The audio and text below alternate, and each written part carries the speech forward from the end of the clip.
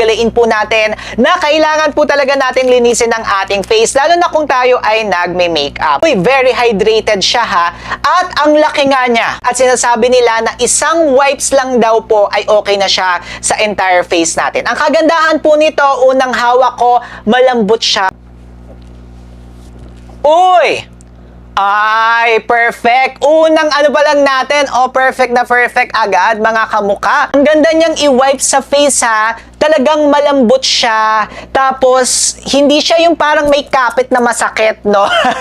Kasi yung iba na wipes, may kapit siya talaga. Ito, nag-glide lang siya sa skin natin. Ang ganda niya, mga kamuka. In fairness dito sa cloud wipes na to, ha. Tapos, ang napansin ko pa, ang bilis matanggal ng makeup sa kanya, ha. Yan, no? Linis na siya. Oh, in fairness ha, maganda to ha. Kasya nga siya sa buong face ha. Yung isang wipes ay kasya na siya sa buong face. Sa iba, ang nangyayari, nagdadalawa pa ako.